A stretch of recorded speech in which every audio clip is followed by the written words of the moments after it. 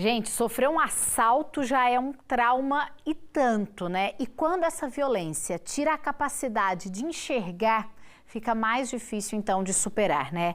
Para um comerciante que mora em Araras, o caminho abriu novos horizontes de vida e passa pelo esporte e pela música.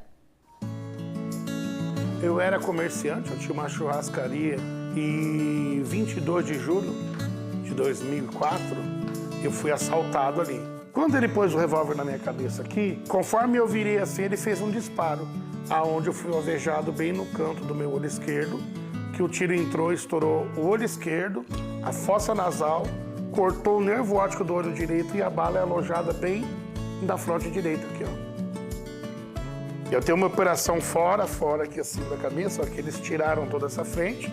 Tem um enxerto desse olho que não tem, enxerto na fossa nasal, esse olho eu tenho. Mas a bala passou por detrás e cortou o nervo óptico.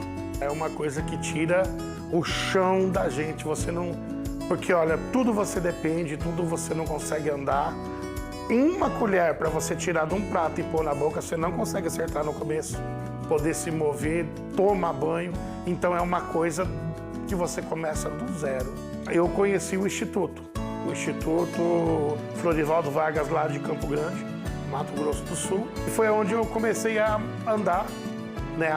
Me deram uma bengala para mim começar a se locomover, a lavar uma louça, a dobrar uma roupa. Então foi aquela coisa assim, por degrau, cada dia uma conquista, até que apresentaram o esporte para mim, no caso que foi o judô.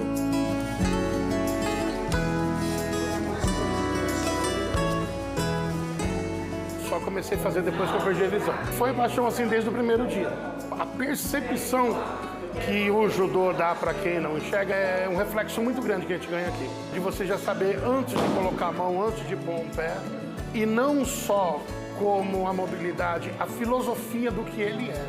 Porque o judô é isso, é você aprender, você ensinar. Então não é só um esporte, é uma filosofia de vida. O treinamento com ele é um pouquinho diferente, é mais no toque, né, e na conversa. E aqui ele se graduou e tem uns conhecimentos um pouquinho mais apurados, né? Isso traz para as crianças e para todos os adeptos do judô um grande legado. O mais interessante foi quando eu comecei a lutar com o pessoal que enxerga. E eu tive êxito em cima dessas lutas, né? Então eu vi que foi uma inclusão total. Com 15 dias eu já fui medalha de bronze no Grand Prix. Quais são as principais competições que você participou e levou medalhas? Brasileiro, internacional e regional. Essa foi a última que eu ganhei agora. Foi no Campeonato Sudoeste Brasileiro e lutando com quem enxerga. Fui medalha de ouro. Aí eu sei pelo formato que ela tem, né, e os modelos, embora muitas outras são iguais, né, mas sempre cada um tem a sua história. Eu, depois de deficiente visual, é um outro Luciano que eu descobri que eu tenho dentro de mim. Porque são duas vidas, uma enxergando e outra sem enxergar. Que lugar é esse? Aqui é o corredor. O que tem no corredor especial? Aqui são, posso dizer, meus filhos, né?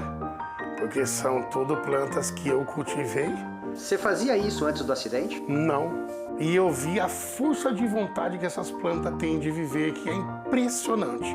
O mínimo de água possível, elas conseguem estabelecer um padrão de vida assim, fora do comum mesmo. Você sabe me dizer qual é a sua preferida aí? Essa aqui, ó. Ela parece como se fosse assim, vários prédios, alguma cidade, né? Alguma coisa crescendo. E eu lembro de quando ela era pequenininha, parece que não ia dar em nada. E ó, tudo é uma história. Hoje, quem é pequeno, um dia chega nessa altura aqui também. Vale a pena acreditar, dizer sim pra Cristo e nunca desistir. Antes, quais instrumentos você tocava? Era só o violão. Como foi para você continuar tocando violão? No começo foi difícil. Eu ainda não tinha aquela sensibilidade do tato. Até que isso eu fui desenvolvendo, transmitir essa sensibilidade para o teclado, para a bateria e para os outros instrumentos também. Como foi aprender a tocar outros instrumentos sem a visão? Um desafio.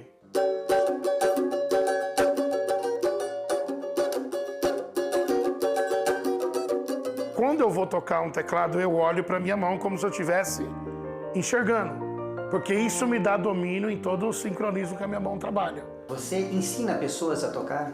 Sim, ensino pessoas a tocar, tanto pessoas videntes como deficiente visual também. Quando o meu aluno fala, eu não vou conseguir, eu até falo, poxa, mas eu sem enxergar eu consigo fazer. E eu mostro para ela que para mim foi difícil e eu consegui. Então, hoje eu consegui ensinar alguém, é como se fosse mais uma medalha dessa que eu guardo na minha história. Eu aprendi a viver a música, né? A dar aquela expressão, aquela vida na música. Não só cantar por cantar, mas ter um motivo para cantar. Eu faço com a maior expressão e agradecimento a Deus. Obedecer é o caminho para estar seguro quando o mal surgir. Que história legal, né? História motivadora para incentivar a gente, fazer a gente se mexer, né? E pensar em muitas coisas. A gente viu como ele aprendeu numa deficiência, numa fragilidade, né? Aprendeu, se reinventou, conheceu o esporte, se aperfeiçoou na música, e essas histórias são muito boas. Ainda mais quando a gente traz de manhã, é para a gente começar o dia de uma maneira muito melhor, refletindo e pensando na nossa vida, né? E se você tiver uma história que seja também inspiração para as outras pessoas, ou de repente você teve uma ideia que mudou a sua vida, usou a criatividade para superar um desafio, conta